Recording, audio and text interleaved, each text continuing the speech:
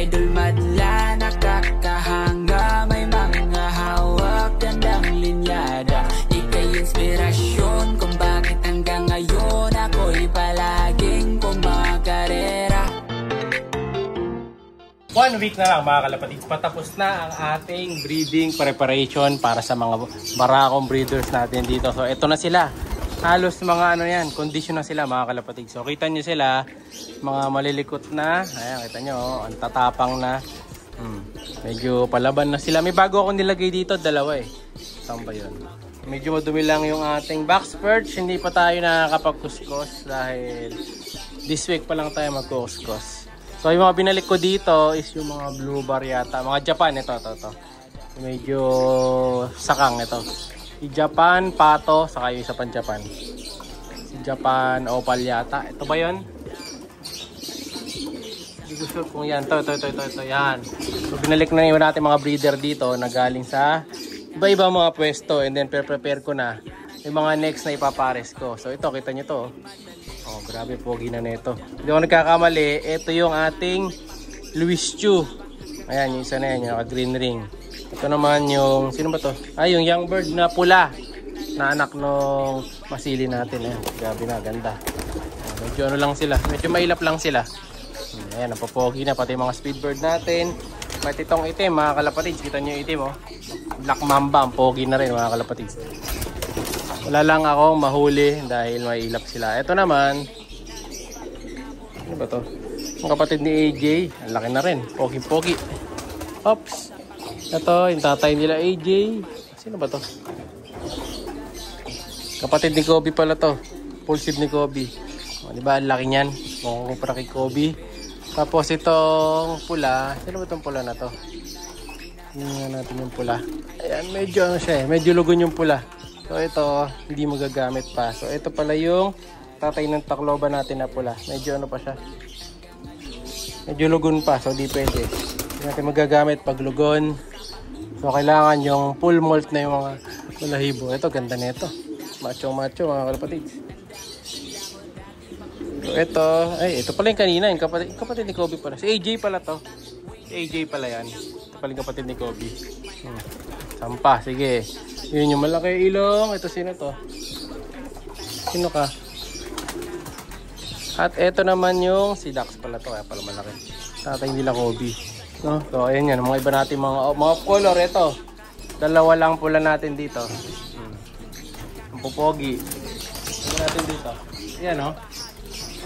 Ganda ng forma na ito mga kalapatids. Ayan o. Solid na solid. Ito namang isa. Ayan, yung dalawang pula natin, mga kalapatids. Oh. Sabi, yung pogi ng dalawang pula na to. Oh, ayan. Oh. Nagtabi pa sila. So, ito ay, ito yung Tacloban natin pala to. Si Boy Katop. Tapos yung isa, ilan na pula dito? 1, 2, 3, 4. Apat na pala, yung red bar. Kasi may nilagay pala akong bago. Ayun yung bago, yung latest ang nilagay ko nung nakaraan. So, ready to breed na lahat to, mga kalapatids. 1 week na lang hinihintay ko para tatapusin ko lang yung antibiotics, tapos probiotics na, tapos purga na ulit. Dito naman sa mga hen, mga kalapatids, ayan, ready to breed na rin. Ito, kita nyo, ang pogi na rin. Oh. Ayan, ganda na rin, chicks na. Ayan, oh. Yung ating nanay ni Grisel Lawi natin. So, nanay nung ating 2 times lap winner. So, wala nyo bang ganyang itsura? Naglalabas na mga 2 times lap winner. Oh, payatot lang ang itsura niyan. Ito yung Japan natin, oh. Yung Cobra line, ganda na. Ito naman yung Stitch na maliit. Ready na rin. Halos lahat sila dito ready na. Pero lang ata dito sa iba. Ito, yung Alphonse natin na babaero line.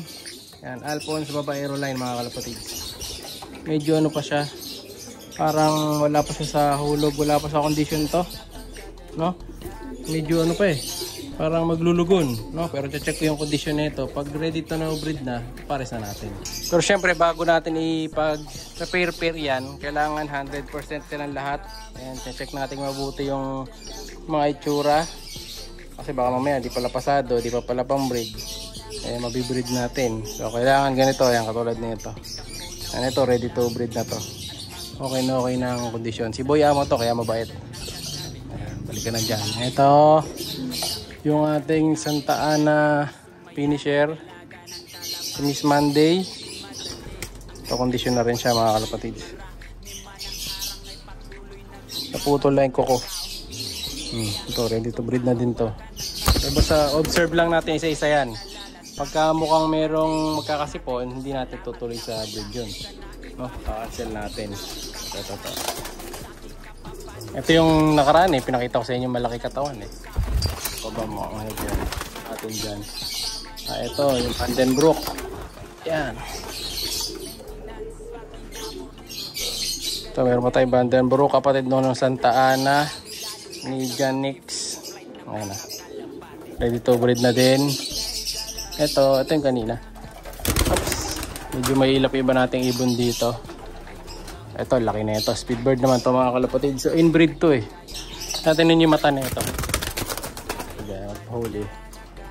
Ito, naiwan na lang. Wala na yung kapatid niyan, di ba? Ito, dalawang grisel. So, tiger grisel, saka grisel. Dalawang klase ng grisel dito sa atin. So, yun ang mga inaano natin. I-breed natin. Saka ito. Yeah, tingnan ko nga ito. Kung condition na siya. Check natin itong grisel. Yung sa mukha niya, mukhang okay naman. Pero parang hindi pa siya 100%. Kulang pa sa listo. No? So, okay naman na. Mataba na rin naman. Ganda na katawan. Ito parang alangan pa ako dito. No?